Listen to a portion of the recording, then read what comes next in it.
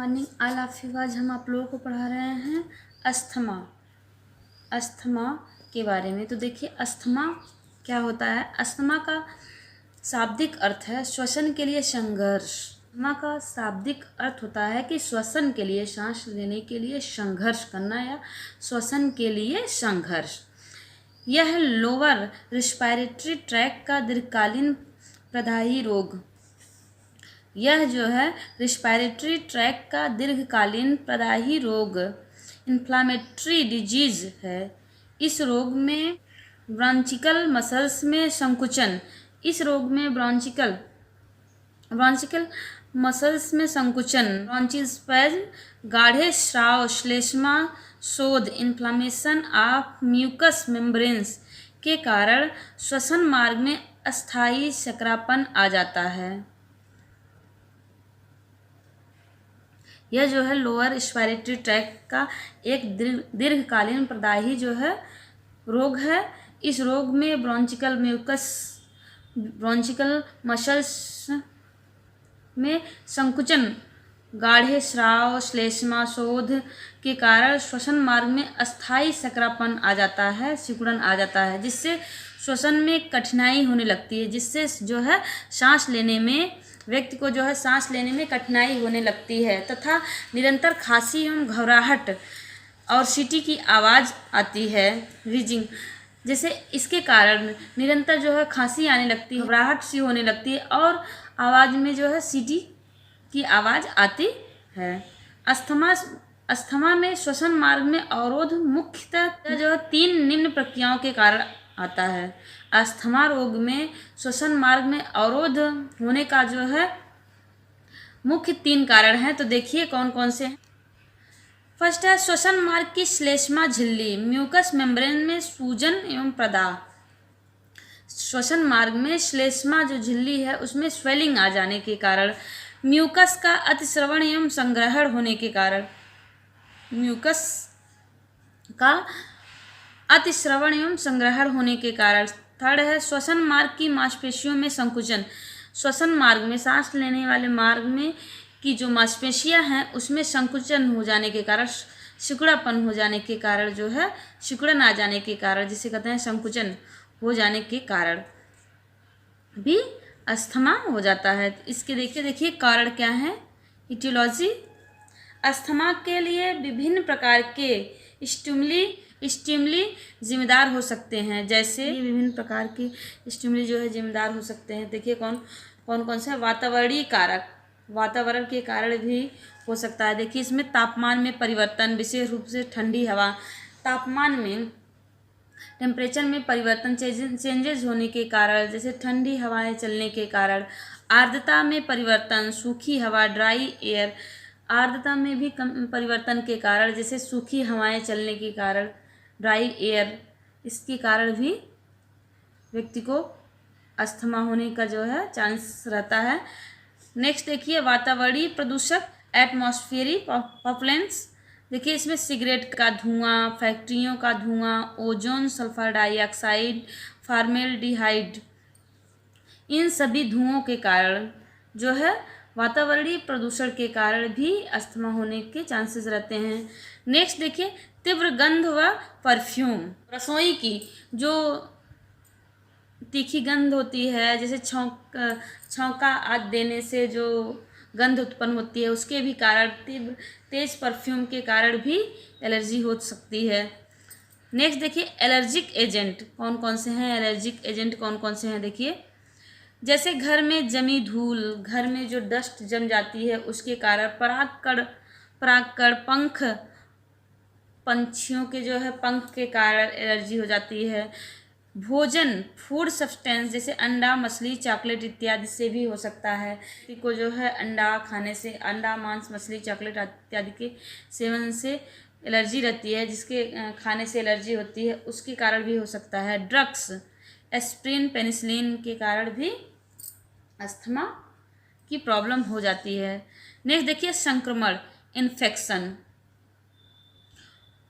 ऊपरी श्वसन मार्ग का संक्रमण, जैसे साइनसाइटिस तथा वार्म इन्फेक्टेशंस, जैसे साइनोसाइटिस और वर्म इन्फेस्टेशन के कारण भी हो सकता है। नेक्स्ट, मनोवैज्ञानिक कारक देखिए। मनोवैज्ञानिक कारक कौन कौन से होते हैं? चिंता, तनाव, दुश्चिंता, एंग्जाइटी आदि। चिंता के कारण, तनाव होने पर, दुश्चिंता, एंग्जाइटी इत्यादि होने पर। नेक्स्ट, व्यायाम, एक्सरसाइज, शारीरिक जो व्यायाम किया जाता है, एक्सरसाइज की जाती है, उसके कारण भी दिक्कत आती है। नेक्स्ट देखिए, अस्थमा के प्रकार, टाइप्स ऑफ अस्थमा। अस्थमा के कितने प्रकार हैं? तो देखिए, अस्थमा मुख्य रूप से दो भागों में विभाजित किया गया है। तो इसमें देखिए, फर्स्ट है अंतर्निहित कारणों से उत्पन्न asthma, intrinsic asthma, non allergic, 35 वर्ष से अधिक की उम्र में होता है। जो इंट्रिंसिक अस्थमा होता है वह नॉन एलर्जिक होता है, जो 35 वर्ष की उम्र में, 35 वर्ष से अधिक या 35 वर्ष की उम्र में होता है। नेक्स्ट, सेकंड है बाहरी कारणों से उत्पन्न अस्थमा, एक्सट्रिंसिक अस्थमा। यह सामान्यतः बचपन में होता है, वह एलर्जिक होता है। यह अस्थमा जो होता है वह सामान्यतः बचपन में ही होता है, वह जो है एलर्जिक होता है, एलर्जी के कारण होता है। नेक्स्ट देखिए, लक्षण एवं चिन्ह, क्लिनिकल मैनिफेस्टेशन, इसके मुख्य लक्षण हैं। देखिए कौन कौन से हैं इसमें। देखिए, फर्स्ट है सांस में तकलीफ, सांस लेने में डिस्पेनिया, जैसे सांस लेने में तकलीफ होने के कारण। अधूरी एवं तेज सांस, shortness of breathing and fast breathing के कारण, हांफने के कारण भी अस्थमा होता है। खांसी, अस्थमा का जो मुख्य कारण है, खांसी, छाती में खांसी आना, छाती में जकड़न हो जाने के कारण, अत्यधिक थकान होने के कारण, नीले होठ तथा नाखून के कारण, चेतन स्तर में निरंतर गिरावट के कारण, नाक फड़फड़ाना, नाक में जो है फड़फड़ाहट होने के कारण, नजल फ्लैरिंग के कारण, बोल न पाने के कारण अस्थमा जो है बोल न पाने के कारण, जकड़न हो जाने की वजह से बोल न पाना, वीजिंग के कारण, लंबा उच्छ्वसन चरण, पसली चलना, जैसे सर्दी जुकाम में पसलियाँ चलने लगती हैं, इसके भी कारण। देखिए, इसके डायग्नोसिस क्या है? निदान, अस्थमा के निदान में निम्न जांच परीक्षण की प्रमुख भूमिका होती है। तो कौन कौन सी होती है? देखिए, एलर्जिक टेस्ट, एलर्जिक जो है जिससे एलर्जी है उसका टेस्ट कराकर, एलर्जिक टेस्ट कराकर, रक्त की जांच करा करके, इंसिनोफाइल्स की संख्या में वृद्धि, इंसिनोफाइल्स की संख्या में वृद्धि, बढ़ा हुआ IgE स्तर, SGOT व SGPT बढ़े हुए, एक्सरे के द्वारा एम्फाइसीमा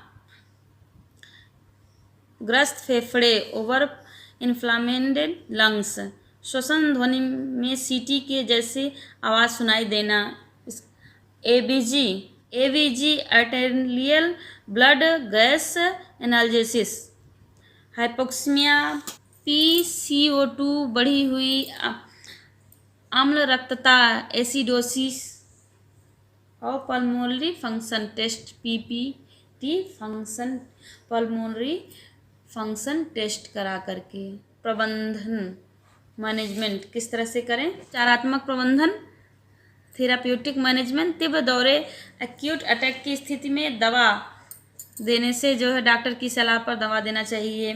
मेटाबॉलिक एसिडोसिस कम करने के लिए अंतःशिरीय मार्ग से NaHCO3 दिया जाता है। O2 थेरेपी, रिस्पिरेटरी डिस्ट्रेस को कम करने के लिए O2 थेरेपी की जाती है, रिस्पिरेटरी डिस्ट्रेस को कम करने के लिए। एंटीबायोटिक निदान के आधार पर अन्य लक्षणों के अनुसार निर्देशित दवाइयाँ दी जाती है। डॉक्टर के अनुसार एंटीबायोटिक्स निदान के आधार पर जो है, और डॉक्टर अन्य लक्षणों के अनुसार निर्देशित दवाइयाँ जो है दी जाती है डॉक्टर के निर्देशानुसार। नेक्स्ट देखिए, नर्सिंग प्रबंध, नर्सिंग मैनेजमेंट,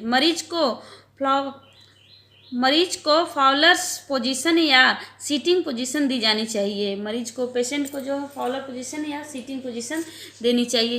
इस कंडीशन में चिकित्सक के निर्देशानुसार, चिकित्सक डॉक्टर के निर्देश के अनुसार मरीज को O2 थेरेपी 4 से 6 लीटर देनी चाहिए, एवं न्यूबलाइज्ड करना चाहिए। चिकित्सक के निर्देश के अनुसार O2 थेरेपी जो है 4 से 6 लीटर या मिलीमीटर देनी चाहिए और न्यूबलाइज्ड करना चाहिए पेशेंट की। अस्थमा की तीव्रता को कम करने के लिए एंटी इन्फ्लामेटरी ब्रोंडिलेटर आदि चिकित्सक की सलाह से समय समय पर देनी चाहिए। अस्थमा की तीव्रता को कम करने के लिए जो है एंटी इन्फ्लामेटरी और ब्रोंडिलेटर जो है डॉक्टर की सलाह के अनुसार समय समय पर देनी चाहिए। मरीज की श्वसन दर एवं ABG परिणामों का निरंतर आकलन करना चाहिए। जैसे ABG परिणाम होते हैं आर्टेरियल ब्लड गैस एनालिसिस के परिणामों का निरंतर आकलन करना चाहिए पेशेंट के। श्वसन मार्ग में से स्रावों को हटाने के लिए चूसड़ सक्शन करना चाहिए व कफिंग एक्सरसाइज खांसी का अभ्यास करवाना चाहिए। जैसे पेशेंट को श्वसन मार्ग से स्रावों को हटाने के लिए चूसड़ सक्शन करवाना चाहिए और कफिंग एक्सरसाइज खांसी का अभ्यास करवाना चाहिए। ये निर्जलीकरण से बचने के लिए मुंह से पेय पदार्थ एवं IV फ्लूइड देनी चाहिए। निर्जलीकरण से बचने के लिए पेशेंट को जो है मुंह से जो है पेय पदार्थ और IV फ्लूइड देनी चाहिए। नेक्स्ट देखिए, मरीज को पर्याप्त आराम व शांत वातावरण प्रदान करना चाहिए व धूम्रपान एलर्जेन और ट्रिजर्स ठंडी हवा व तनाव से बचने की सलाह देनी चाहिए।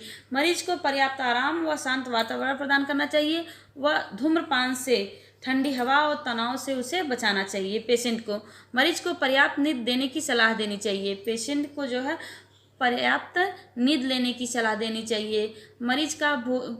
मरीज का पोषण स्तर सुधारने के लिए भोजन में प्रोटीन एवं कैलोरी का अधिक समावेश होना चाहिए। पेशेंट का जो पोषण स्तर है उसमें सुधार लाने के लिए उसके भोजन में प्रोटीन एवं कैलोरी की मात्रा को अधिक बढ़ा देना चाहिए। मरीज को मनोवैज्ञानिक संबल प्रदान करना चाहिए। उसे बीमारी के बारे में बताएं, उसके बचाव के तरीकों पर प्रकाश डालें।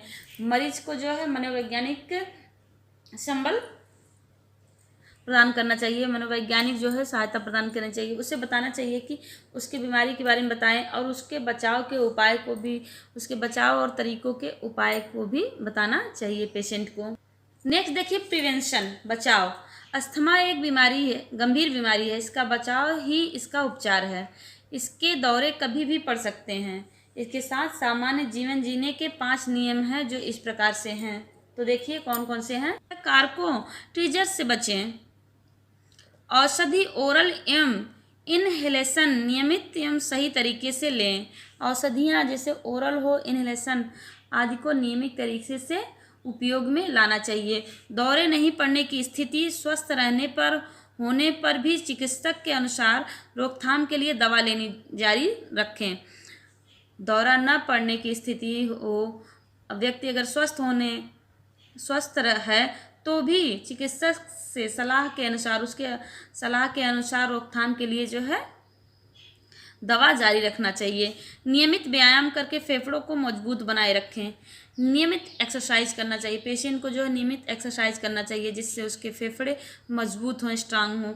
गंभीर स्थिति में तुरंत चिकित्सक से परामर्श सहायता लें। गंभीर कंडीशन में तुरंत चिकित्सक से, डॉक्टर से परामर्श लेनी चाहिए, सहायता लेनी